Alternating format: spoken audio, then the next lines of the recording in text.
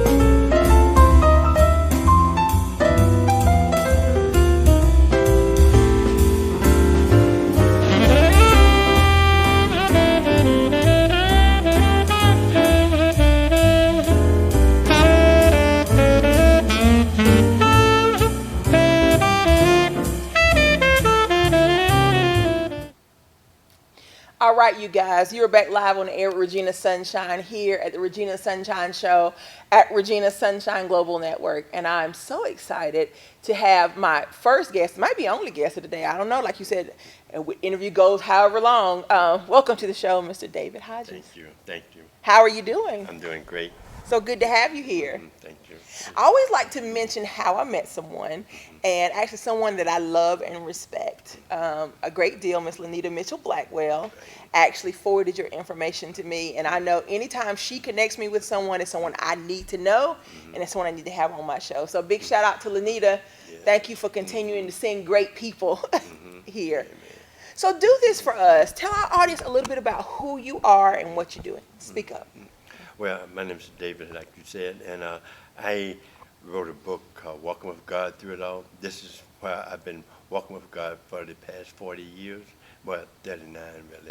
But I have gone through a lot. I have been diagnosed with schizophrenia, and the Lord has delivered me from that. I have walked me through it, and but one thing I would like to say right off the top, even though the Lord brought me through it, but you have to be aware that our words are powerful. And when the doctor told me that that was that diagnosis, the words schizophrenia never came out of my mouth. I never received those words, and that way the Lord has always been able to. That's how I've been able to walk it out, even though I went through different hospitals and things like that. But I never let out the word, never owned that diagnosis, and that's how the Lord brought me through. So I wanted to say to people that no matter, the words are powerful. That's what I would like to say. That's good. I always tell people that, just because a doctor gives you a diagnosis doesn't mean you have to own it. You can say the diagnosis says this, but I believe the report of the Lord, and that makes all the difference in the world. I did get your bio from Anita as well, and she talked about just all the things, I guess, that you overcame as a child and even, through this diagnosis. Tell us this. Coming from, I guess, from the South, from a family that has been through a lot, what was, I guess, the reception from the family with your diagnosis? Well, actually, I'm kind of like a eagle that walks alone, and so I never really depended on my family. I taking this on my own because I'm a man that I traveled a lot. I worked on cruise ships, and I was in that arena when this thing was happening. So my family did support me. Yes. Because, well, even though I wasn't around them, but they really stepped in and supported me. They was good. They never to say it that I shouldn't, they never put me down, I guess, in a way. They always supported the diagnosis. And I think that was part of the reason why the Lord brought me through. Absolutely. I did read that you were a baker, and that it was something you learned from your mother. Tell us about your life as a baker. Well, like at the age of 10, I was watching my mother kneading dough. And there was like this warm love came over me to bake. Now I know that the Lord was anointing me to bake, and so from there I dreamed of going around the world working as a baker, and I jumped into well, I didn't jump in, but I walked into that arena at 19. At the age of 19, I started working on cruise ships, and I've been halfway around the world. Excuse me. I've been halfway around the world working on cruise ships, and that is a love of mine. And like now, I'm really into really getting into baking as a cookie. I have the Lord has given me the ability to create cookies, and so like now I'm looking to open up a cookie bakery. That's awesome. That's awesome. Well, I think it's interesting that you recognize that it's an anointing to bake. I tell people all the time that God has gifted each of us with something, and that anointing also allows us to create business, to create income, so that we can use our gift to be a blessing to other people, but also to create income to take care of ourselves. So I think it's interesting that you noticed that pretty early, that you had an anointing in that arena. Yes, and that's what gives me that love. That's what keeps me motivated, because I can walk into a bakery and it's just like at home, Yes. because when you love something, it's easy. and so it's easy for me to walk into a bakery and just put together, you know. But one thing I also like to say is that baking is an art. It is something that you really have to concentrate on. It's really something, it's a skill. You have to be accurate in your measurements and ingredients and things like that, because one mistake, you have to throw out the whole batch. You cannot, it's not like cooking. You can always add something to it, and make it better. But baking is not like that. You have to start all over from scratch. I'm a scratch baker because I Yeah. love to do it from scratch. So you have to start all over and redo it again. Well, next time bring us some cookies, right, Shannon? Shannon Oh, is my producer over there. Next time that's bring us some cookies, okay. and we'll taste them live on air for you. That All sound right. good? Yeah, that's good. That's good. Well, so you did write Mhm, your book mhm, talking about your story. mhm, First of all, show your book to everybody. mhm. What made you decide to write the book? Well, I'm a man of prayer, and I pray when I'm when I'm in devotion and praying. The Lord would give me something, and I would just jot it down. That was that's the way I did it. And one morning I was in prayer, and the Lord said, "There's a book in you." And and I I went to my notes, and I looked at all my books, my notes, and everything. And so I called Dr. Watkins in office, and his secretary gave me Miss Miss Blackwell, and Yes. so from there I made an appointment with Miss Blackwell, and I showed her my notes and everything, and she said, "Well, yeah, this is good, and we can do something with this." And so we met, and she set me up with some meeting with another young lady, and which, well, I won't go into that because that didn't work out. Okay, Okay, okay. so then me and Miss Blackwell started working together, and then we worked together for about a year and 2 months, and but from that we had perfected this book, and so now it is out on the market, and it's a great book. I believe that everyone that reads my book will have a new beginning in some area of their life. Well, that was my next Mm-hmm, question. What do you hope the readers gain mm-hmm. from reading your book and hearing your testimony? Yeah, that's it. I believe that with the meaning behind the cover of this book, the cover of this book is dawn of a new beginning, and the Lord gave me that in prayer, that everyone that reads my book will have a new beginning in some area of their life, and I have experienced that with the first time I showed my book to someone. I went to the library, and I just was uh, going to lab. I was going to do some research, and then there was this young lady. She was sitting on the couch, like had her eyes closed like this, and I walked up to her and put the book in her face and like this and said, "If you see this on the shelf, would you read it?" And and she opened her eyes and looked at it and saw God, and then she said, "Yes." And then she looked at the book and she read it, read the back of it, and she said, "This man been through something, you know."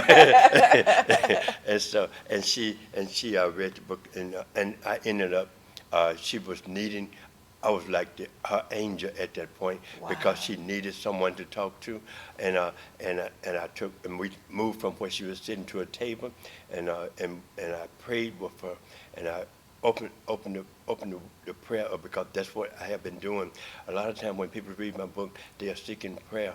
They're seeking prayer, and I'm a praying man. So I blessed her, and her husband came in, and that was on her birthday, and amazing. When they left the library, her husband came back in and said, "We want to take you to dinner."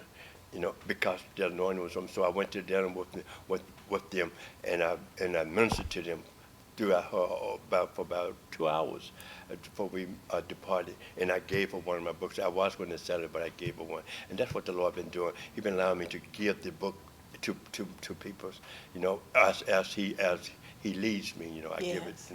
And and but that was amazing how she really received the word from me. You know. Wow. Wow, I love it. It's powerful what your story is doing to Yeah. change lives. From the people that are reading it, I guess the feedback you're getting from the people that have had the opportunity, people in your family, people you've met. What is some of the feedback that you're getting? Well, they are saying that this is a great book, and they love it. I mean, it's like, uh, it's it's not hard to explain, but it's like it's a, I just, it's overjoyed my heart when someone said they read the book and it has changed their life, and they Yeah. have come back and said it really is a new beginning because of certain things that they have read in the book. Because I talk about like when my parents separated, and how well I say, but when my brother asked me what I wanted to do when I grew up, and I said I wanted to be like my daddy, and uh, it was like going through that and saying that, and getting support from my mother from saying that, it was really uh, great, and but people are saying, I don't know, it's like they pick out certain areas of the book, and then they say they are enjoying it. This one lady, I gave it to her, but I haven't really uh, uh, talked to her since. But she was a person that I ministered to as well, and she was needing prayer because I have on my car the sign of my book, and when people see the sign, that's what started a conversation. And when I tell them about the book, a lot of times people go and purchase it, and I haven't met as many people that have purchased the book, but the ones that I have come back to me and said something and gave a testimony, it has been great. That's good. So it sounds like this book has turned into a witnessing tool. It's an Yes. opportunity for you. It opens the door for the conversation Yeah. about what Christ has done in your life, and so that you can have that conversation with them. Yeah. Yes, that's So it. what has that been like to be able to share the gospel, to be able to, speak what's on your heart and tell what God has done for you, because even as you talk about it, you light up. Oh, yeah. So to be able to share the truth of the gospel, to give people that hope, what does that feel like? Well, that is great. But what I just share my pastor one time said that we was going to have an encounter with God, and the next day I went to this place called Covenant's House, and that is a place for teenage young ladies that was pregnant, had ran away from home. I was Yes. going to volunteer my time to be a baker there, and so when I went, they didn't need a baker, so they had a good baker at the time, so they didn't need one. So when I was on my way back home, the Lord said to me, what are you doing for me? And so when I said, well, uh, I thought about it. Then I said, well, I'm going to do something for you. So I went home and got some tracks, and I headed to the park. But on my way to the park, the Lord said, you can go this way on the bus, which will take you 15 minutes to get there. You can go the other way, which takes you an hour. But then the Lord said, go to the one that takes you an hour to get there. And when I stopped at the bus stop, I was there for maybe a minute or so, and then a gentleman walked up to me, and he said, Happy New Year, Scott. This was the 5th of January of '99, what I'm talking about now. And he said, Happy New Year's. And I said, Happy New Year's, and and I gave him a track. It was 10 steps to salvation, but I don't remember what the track all said. Yeah. So he read the track in its entirety, and then he said, this is good. This is very good. But then he started challenging me about my walk with the Lord. And me and him went at it for about 5 minutes. I mean, he was really challenging me. And then when I said, I live this gospel, and that's when he said, that's what I want to hear you say. And Wow. when he said that, he stepped in and said some words that my father had said to me when I was 17 years old. And I know I hadn't spoke those words to nobody, and I know my father hadn't spoke those words to nobody.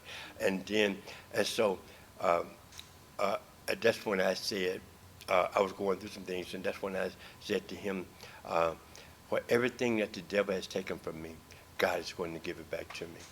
And when I said that, and we talked some more, but he also said, what if he don't? What if the Lord don't?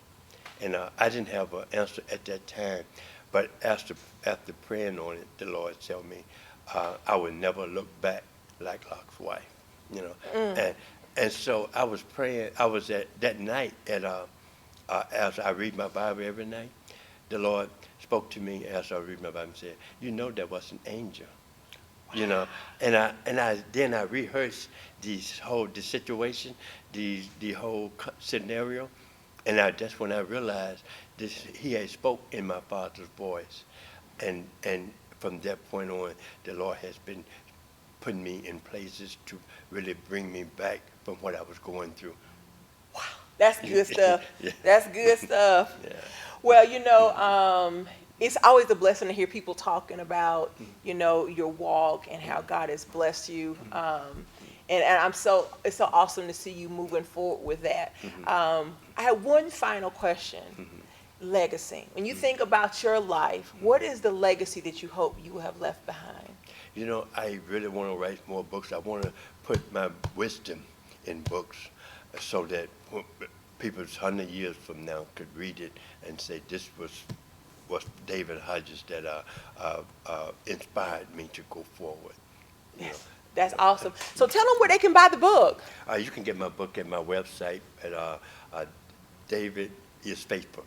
David is Faithful. That's the best place to get it. I love it. DavidIsFaithful.com. .com, yes. Awesome.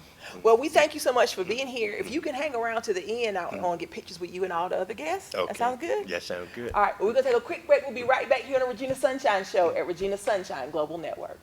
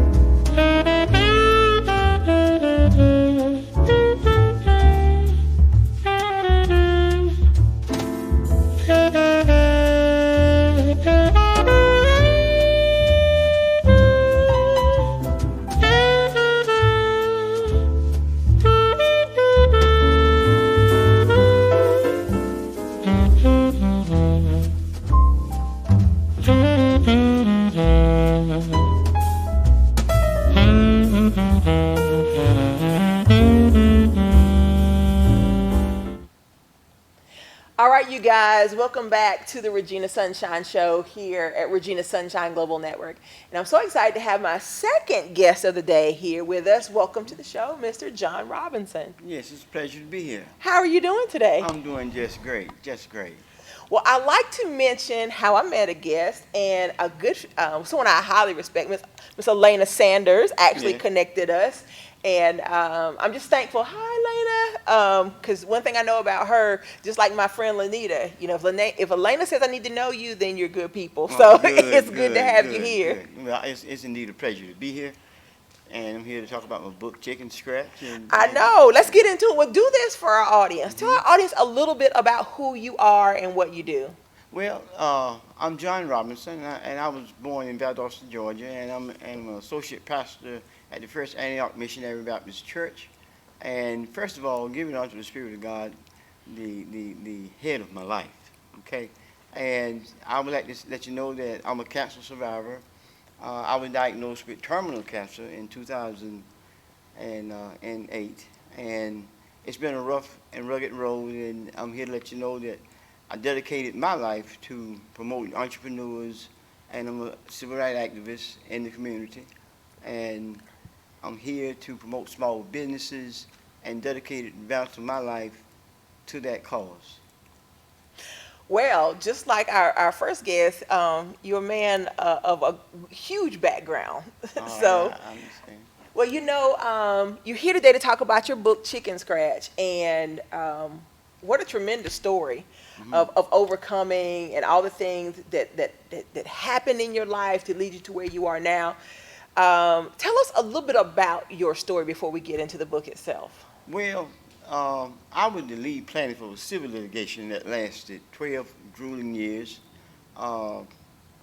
Manuel Noriega was in the basement during the trial. It was a high-profile case, and I represented 850 blacks and a few whites that are associated with blacks for discrimination. Yes. And it's kind of like I was up on the top of the mountain and fell off on the outside edges and was dragged up the rough side. And we suffered tremendously from that. We lost everything that we owned, we lost everything that we had. It was a fight that it let us know where we are as far as Black America, okay, and where we stand. You believe that there's a justice for you, but when you go through the federal courts, I went through the federal courts, and I had to meet what we call the test, okay? And a black woman by the name of Patterson, back in 1989, she had a case that was before the federal courts, and the whole nation was on edges, waiting for the verdict of that trial to come down. And when it came down, she lost the case, and there was 105 civil litigations that was pending based upon the opinion of that case. And when she lost the case, 103 of those, 2 of those cases fell through the loops of the law, and only 3 remained standing, and mine was one of those cases. Wow. And we made it through it, and the test was that you could only be discriminated against at the very moment of hire, okay? The moment of hire means that when you fill out the W-4 form and the man say you were hired, if you wasn't discriminated at that particular moment, you didn't win your case, okay? Wow. So we went through, the case lasted for, trial lasted for 8 long, grueling weeks. And like I say, Manuel Noriega was in the basement. I had George Hoover out of Miami. The attorney, Willie Gary from South Florida, he filed the litigation for me. And he actually filed the EEOC complaint. And then we ended up having David Lippman, and we ended up with Jack Scarola, and Denny Skersey, the now federal judge in Palm Beach County, black judge named Moses Baker. He was my attorney at the time, and he came in as my Moses in the wilderness. And we fought the case. We had a whole lot of different incidents occurred. We was assigned dangerous jobs. There was threats on our lives. And we went through the whole 9 yards as far as the discrimination part of it. Wow. And we fought the battle. Wow. You've been through some stuff. Oh, yes, most definitely.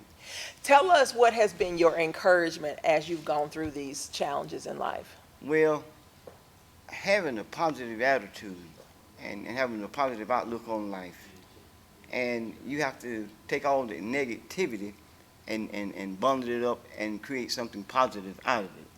And what made me fight the way that I did was that I believe that we are people that have a tremendous amount of talent, and it was God given for us to succeed. It's not for no one to come along and say because he's white or of some other color or the origin and come in and take it away from you. He don't have the right to do that. So I was more or less like driven from within. Wow. So your book, Chicken Scratch. Mhm. Tell us why you decided to write this book. Well, chicken scratch is a word that's honed out of the past. And what it does, it defines a handwriting that can't be defined.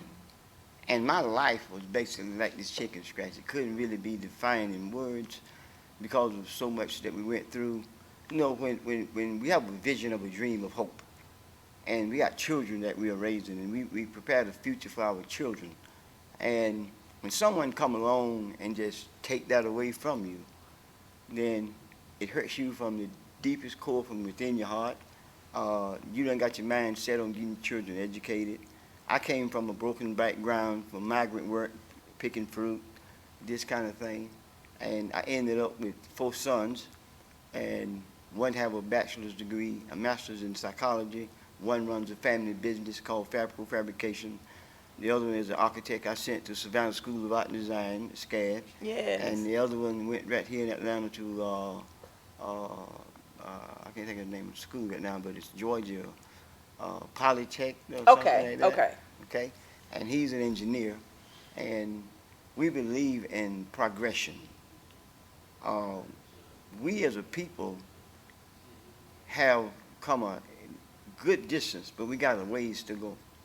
And a lot of that comes because we seem to not hold on to from whence we came, and we seem to forget about all the hardships that caused us to get to where we've gotten to. You take, right now, we are basically economically oppressed. Chicken Scratch talks about that, and it talks about the life of people that came into my life. We are basically economically scrapped. I don't care what city you go into, you're going to find that there is a lot of poverty in the black community, okay? And it's because we don't have no financial institutions that's based upon our communities. And that seems to be a tremendous problem that we have. We don't really, we went from progression to almost like a labor force of servants, okay? And even though we have segregation, we have integrated segregation in these days and time, and Chicken Scratch kind of touch off on that. And it also talks about the life of individuals that came into my life, talk about the livelihood of a mother, what she went through as a battered mom, and what it take to rise above the line of poverty. I love it. I do. What are you hoping that readers will get from reading the book? Well, I hope that they can find that the inspiration to move forward, to press on, to make certain that they can be all they want to be. See, after all, you are your greatest asset, okay? And when you realize that you are your greatest asset, then you have to want it, you have to have it, and you have to go after it to get it. You can't just sit back and wait for someone else to do it for you. And the main thing is that, not getting off of the issue, but Black America suffers because we won't just come together the way we need to come together. That's in the churches, that's throughout society. We can change things overnight if we just came together and catered to one another. And I touch off on that in the book a little bit. I'm hoping that people can get out of my book the inspiration to move forward, to understand that unity, love of family means a whole lot, and that you should be able to succeed in life if you apply yourself, okay? Absolutely. So, do you think you'll write a part 2? It's a possibility. It's a I'm possibility. right now on one called Trapped in the Bubble, and my friend, a friend of mine, he written one, and it's called it's about a soldier, an unknown soldier. It's called The Tribute of an Unknown Soldier, and that soldier was the inspirator in my life that carried me when I couldn't carry myself. Okay, and I just wanted to mention that because it take more than just yourself. It takes something from within for you to survive it. And then we started our family business, and we worked for companies like Waste Management on a state level.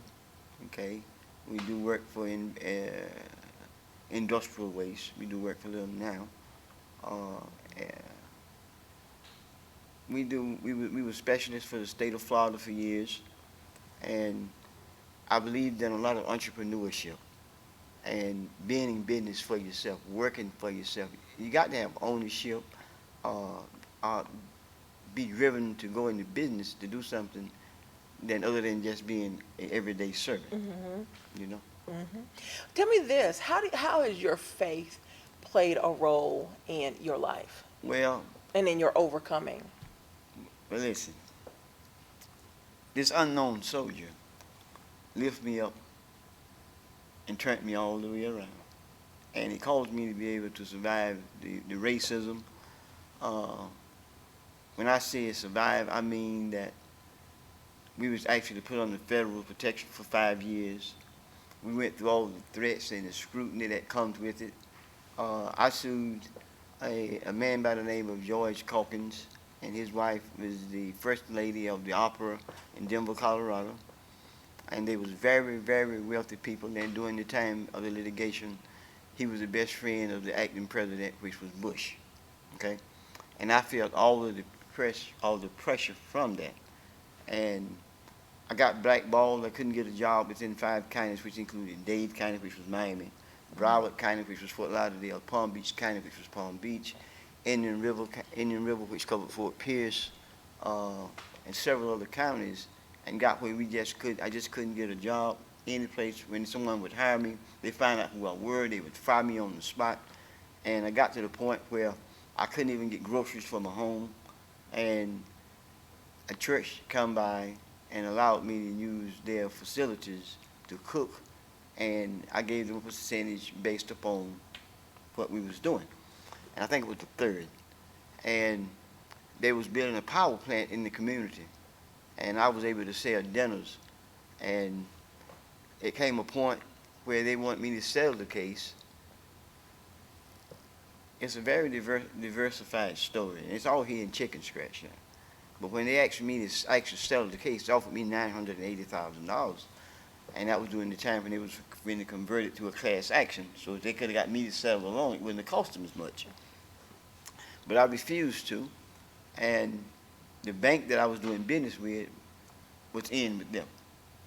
So they gave me a demand of 10 days to either settle the case, I lose everything that I had, which was all my welding supplies, my equipment. I had what everyone else had out there. I was a specialist for the Department of Transportation for the state of Florida, and they thought I had a contract. And at that time, I was about to engage in a contract, but the good Lord allowed me to understand that if I signed the contract, that it would cost me more harm. So I went to the people and says, I'm not going to sign a contract, but I come to work for someone that you would hire. And I did that, and I released my equipment out to them. So when they thought that I was underneath the contract, that they could harm me more, they made a demand for $80,000, which I didn't have. And then they gave me 10 days, and I couldn't come up with it in 10 days. So they come by and they picked up my machinery, and they rode it round and round in town for 2 hours for everyone to see that they had got me. Yeah. Okay? And I went through that. I almost had a nervous breakdown behind it, going through it for so many years. And God helped me together, okay, so that I was able to sustain myself. I went fishing and fed my family from fishing. I went hunting, fed them from hunting and different things like this. And we survived it. And then after all of that, then we come up and started our business, and then I got diagnosed with terminal cancer, okay? And they gave me 2 to 6 months to live, had me to get me to hospice. I was in the 4th stage. I had a nesting of small tumors on my left side of my stomach. I had a colony of almost marble-sized tumors on the right side of my stomach, and I had a tumor that was the size of a grapefruit over the top of my stomach that had grew down inside of me for over 20 years, and they had treated me for a peptic ulcer, okay? And they gave me 2 to 6 months, had me to see hospice, and God set me back from the 4th stage to the 3rd stage, and they come in, they removed my stomach, took my small intestines and made me a pouch, an 8-ounce pouch, which I have today. I had a feeding tube, it just pushed out, and my body accepted the small pouch. So I eat periodically all through the day. And right now I have low iron, and I take shots once a month, and I do that the rest of my life. And I lost all my teeth. These are false that I have in. I lost all my teeth. I went out, you can see my skull. I got down to, my normal weight was 215. I got down to 103 recorded weight. And when I was going, after I came out of surgery, I got down, I believe it was like 97 pounds or something in that degree. Looked like I was just falling apart, but God held me here. Yes. Okay? And to let everyone out there know that there is a God that dwells beyond those stars, and He's on your side. Yes. And to be able to withstand the cancer of racism, then withstand a physical cancer of this kind, and be able to sit here and talk with a positive attitude and a positive mind, okay? That's how God inspired me. So I want you to know that God is on your side. He'll forever be on your side. And when you are down at your lowest, all you have to do is recognize that there's someone there other than you. And as great as He that's within you, than He that's of the world. That's good stuff. That's good stuff. Well, tell our audience where they can go and get your book. Well, it's online, Amazon. You can find it on Kindle, and Barnes and Noble, and American, not American, but Books of a Million. You can find it there. You can find it there. Awesome. Well, we're going to begin to wrap up the show, but before we go, is there anything on your heart that you wanted to say today that you hadn't said? Yes. Anything stirring? Yes, I want to thank my publisher for giving me an opportunity to publish my book. And it's IC Publishing Company. And Shalonda Rowland is my publisher. And I thank her, and I thank Ms. Elena for having me, and thank you for having me on your show. And I like to say this before we close out, is that my book, Chicken Scratch, it defines everything about my life. It talks about my childhood, discrimination that I faced as when I was a child. It talks about my mother living a battered life, going through brutal marriages and divorces. It talks about a time when I got 14, at the age of 14, I had a jail sentence of 5 years. And a man named David Mullins come out of jail and got me and my friend Eddie Amos out of jail. And he changed our lives. Now Eddie, it tells the story that Eddie got killed later, and he died young. And it's an unsolved crime to this day. And it talks about that, and then it leads into the story of the people that inspired my life, that came in and helped turn my life around. It's a small book, but it's a lot of power in this book. And all we have to do is realize from the book. Now, this is my artwork. I am an amateur artist, okay? And this is my artwork that's on the book, on the front and the back. And, I just hope that a person can be inspired to understand that the Lord Jesus Christ is in all our lives, and He's there for you. And any time that you have a problem, you got law enforcement out there as far as filing civil litigations, stand up If you be discriminated against, take a stand. Don't just stand idly by, and learn your history from whence you came, and be sure to understand that you're not just a servant, that you can cater to one another and build this future here in this country. That's good stuff. Well, I thank you so much for being here. Again, thank you to Mr. David Hodges for being on and sharing his story, to Mr. John Robinson, two amazing authors with two incredible testimonies. Make sure you follow them and get their books. And to our audience, I thank you for tuning in. I leave you with the words I always leave you with. Remember this: God loves you just the way you are. You are beautiful because you were created in love. You were fearfully and wonderfully made. You have the seeds of greatness within you. You were born to live a victorious life.